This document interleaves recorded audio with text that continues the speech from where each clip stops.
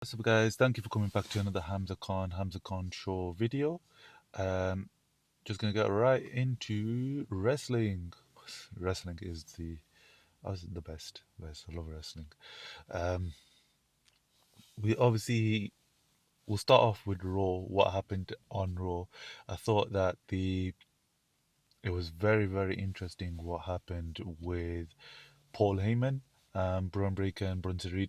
I didn't think that it obviously after Braun Breaker turned and the whole vision turned on Seth Rollins, I didn't think it was as impactful as I wanted it to be.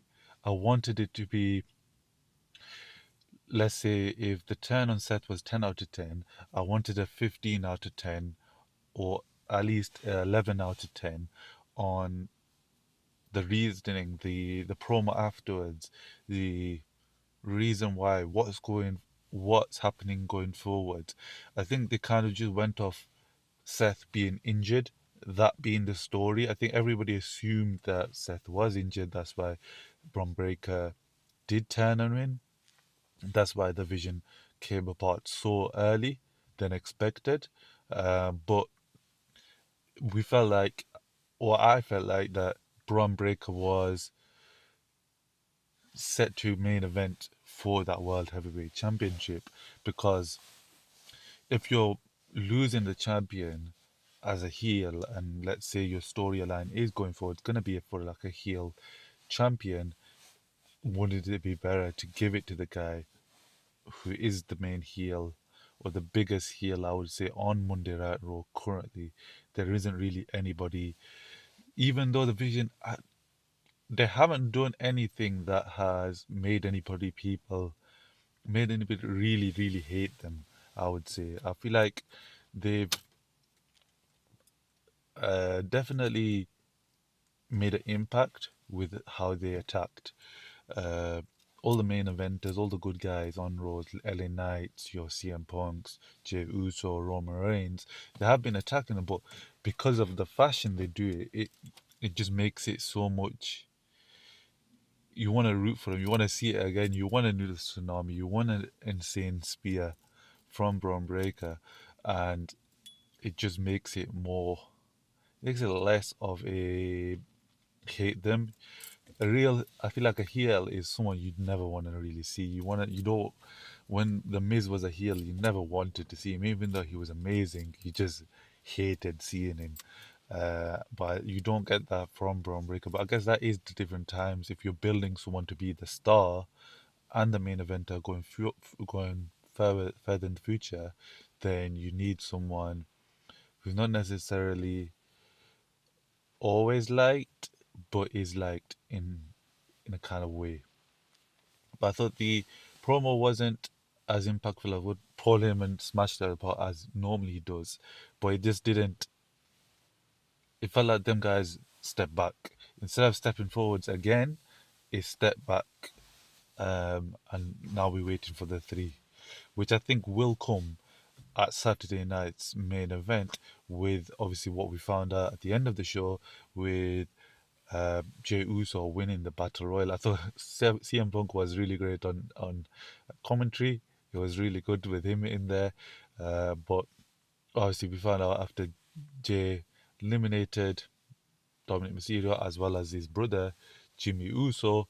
I thought it was very interesting how they picked Jey to. I think a lot of people are unsure or not feeling Jay.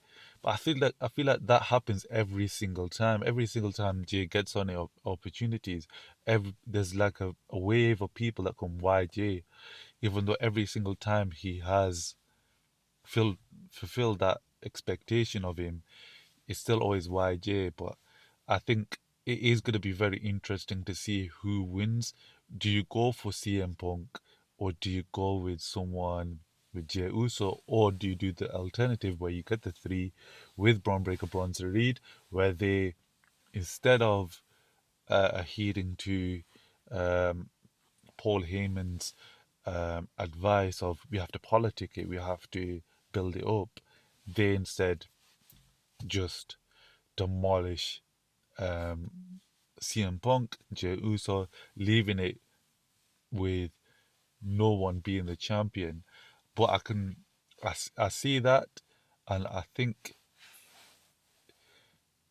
right now that's the storyline I can see. I can't see what happens. I can see the basics of what happens with if Jay wins it or if CM Punk wins it. I don't think it's time for Jay to win it at this second because I feel like we need a bit more build up, a bit more story of who he is until he actually wins it again. Is he the heel? Is he the next Roman Reigns? Or is he going to become someone who's above that, who is for the family, to protect the family, but is someone who has the qualities of Roman Reigns, but still able to become a champion and able to become someone who's really liked. We'll see what happens in that. I think it's going to be very interesting to see what happens. Uh, they've definitely made it want people to actually go ahead and watch Saturday Night's main event. So very cool that the people who did wrestle on Raw were in that battle royal. You find it a lot of the times when the people you never see during the show end up being in the battle royal, and you go, "Ooh, why is he in there? Who?" But it was actually people who'd wrestled previously, and you had the narrative in the battle royal that these guys have already kind of burned out or pushed their bodies to the limit already, but they're in this battle royal, so they have a disadvantage compared to everybody else who may have had the full time to prepare and full time to actually build up um, to the match essentially. Um, Off that, what else happened on Raw? I think you had the shenanigans with Dominic Mysterio, which is always fun, and then the main thing I think everybody was talking about was AJ Styles and Dragon Lee defeating Judgment Day and winning the tag team championship. What I would like to see going forward, I think it's a good move for them to win it. I think it's a good move for Dragon Lee, AJ Styles to have it for a few weeks, have it for a couple of months, not for a long time. I don't think they should have it for a long time. I think AJ needs to move on and do his own thing, and Dragon Lee move on and do his own thing, maybe in the Intercontinental Championship picture, and AJ Styles bumping it up and going towards the World Heavyweight Championship. I think that could be very interesting for him and to see what happens in those sorts of storylines. Um, but I would like to see what they kind of doing on SmackDown with those tag team championships, where matches, always for the tag team championships. Chuck it as an open challenge if you want, or if you want to kind of promote it, you can do it that way. But every single week, have a match, banger. It just builds up. Like the US Championship now is a massive championship. It's gained so much momentum comparatively to when Ali Knight had it, or Shinsuke Nakamura had it, or even Jacob Fatu or Solo. It just didn't have the.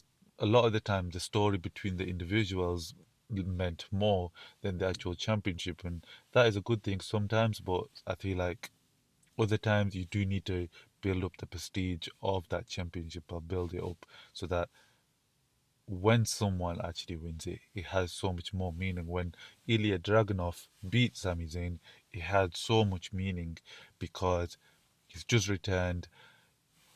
Sami Zayn has gone off on banger after banger after banger.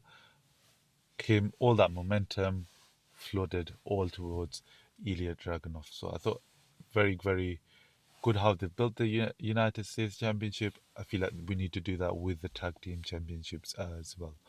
Um, After that, you had NXT and NXT Halloween Havoc. NXT is always good. It's always consistently good. Ethan Page is the MVP of NXT, I would say. As much as Trick Williams, Ricky Saints is really good, Ethan Page is the standout, I would say personally. He has banger matches, he's good at promos, and he's so versatile. He has so many different kinds of matches. It's not always the same matches. He has different ways of manipulating the conversation. A little bit like The Miz, where he presents it so that you want to like him, but also he's gonna is gonna show it up in your face or show you like he's gonna kind of what's the word be smug about it, I guess. But it's still enjoyable, it's still likable. I think everything else going on NXT really really good. I like the fact that Ricky Sainz did win and retain his championship. I think that was kind of expected.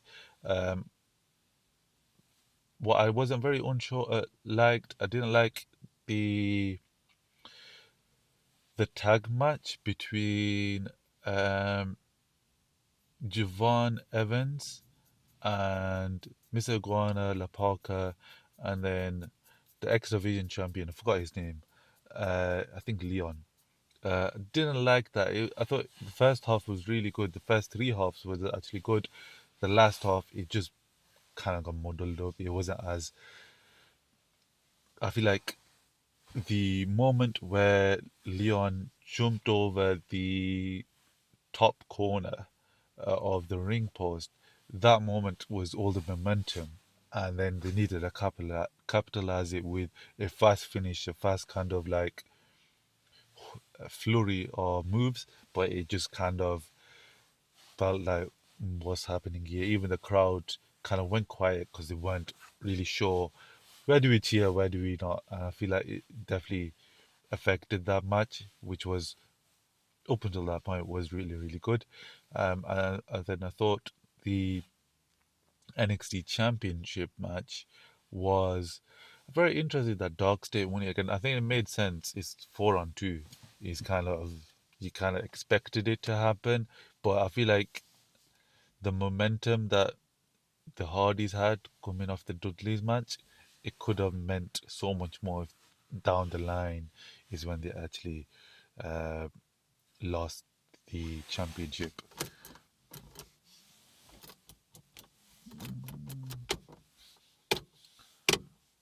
Try this light back on, man. But I think overall, really good show. Wasn't I wasn't like bored in between. I didn't want to like let this finish. I didn't like the only thing to really really hate was the Soruka bit. She being injured. It was sad that she's injured, but I just felt like it was very forced. It didn't didn't feel as it should really, I guess, if that makes sense. Other than that, you had SmackDown as well, which I thought was very interesting. Jimmy is back on SmackDown. I think that should be going what's going on going forward. Jimmy leaves Raw. He's done with Jay. He's going on SmackDown. He's doing his own thing on SmackDown. Um, Obviously, we had the switch in Cody Rhodes previous week where he hit Drew McIntyre with the championship, causing the DQ finish. And then we had another switch again where Cody's calm, and then Angry Cody comes out, which is very, very interesting how Drew McIntyre is able to manipulate him in order to evoke that emotion in Cody Rhodes. And it's going to be very interesting to see how Cody deals with it, if this will affect him going forwards. I think uh, I'm assuming uh, everybody's kind of got it by now that it was Randy Orton that's probably taken out Jacob Fatu. Um, we would assume he punt kicked him in the face. I think that's what they're building towards, and I think that's going to be very good. I think that's what Survivor Series is going to be. It's going to be Randy Orton versus Cody Rhodes, and I can very much see Saturday night's main event where Randy Orton peers, punk kicks Drew McIntyre. That gets Drew off TV, leaving Cody conflicted. What's happening? What's going on here? Interesting. I'm liking the story. I think a lot of the time, a lot of stories, you never really see it when it's first, when you watch it week to week. But if you build it all together, you put it all together as a package, it makes more sense. It builds more story because you're getting like five different stories every single time you watch SmackDown, so it's difficult to actually keep up with what's going on. Other good things on SmackDown is Solo and the MFTs. I'm loving what they're doing with the MFTs. What I would like to see, I don't want Solo to win the US Championship. I don't want that to happen. I want I want Tomatonga and JC Mateo. Let them win the tag team championships, and then maybe Tonga tall one, Tonga lower or lower longer. I don't know. The tall guy, he wins the US championship, and then his MFTs have championships, and then Solo can just be that guy who's running everything. He's manipulating everything. He kind of presents it as if his family he's built his own self is kind of um, flourishing compared to what he assumed would have been his real family in the Usos and Roman and all those guys. Uh, Solo is really good, underrated. Um, Moving off wrestling, um, Man United won again. I don't know how we've done it, but it's a tracksuit, man. I said it before, I said it again. It's the tracksuit. Whenever he pulls out that tracksuit, somehow we win. It's kind of very interesting. I think there has been a bit of a change in the United kind of attacking, and we are capitalizing in the shots we take, in the chances that we are creating, and I think the attackers are doing really well. Sesko has been a little bit underperforming. Is he doing as much as if we had Hoyland in that position? Is he doing that much in comparison? Uh, Not sure, but we'll see what happens going forwards and whether or not we can actually keep on winning, keep on building towards hopefully top four this season and getting a good champion, maybe a good place in the championship, Champions League. Anyways, as always, we've got our One Piece pack. We're just gonna get it ripped open and get it started, man. I'll be honest, I'm not the hugest fan of these Japanese ones.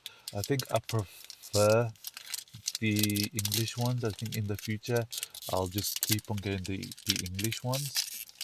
But we have the Japanese ones right now, so let's get this ripped open. Always difficult to open.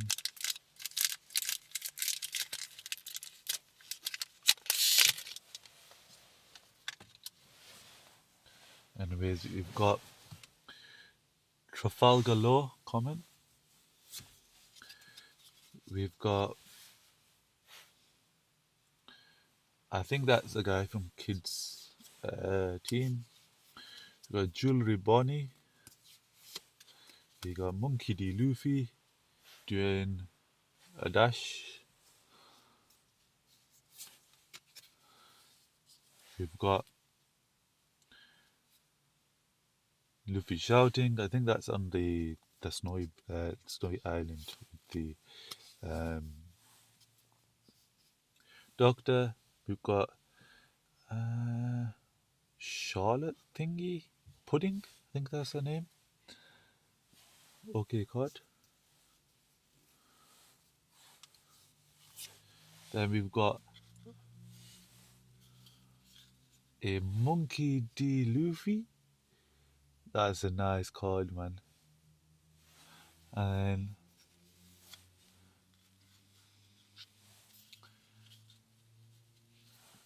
we've got some pig. And we've got the boy Crocodile. And then the Gaston. Nice. Anyways, Thank you guys for watching. Take care. If it was good, leave a like. If it was bad, leave a dislike. Um, remember, no comments. In a bit. Peace.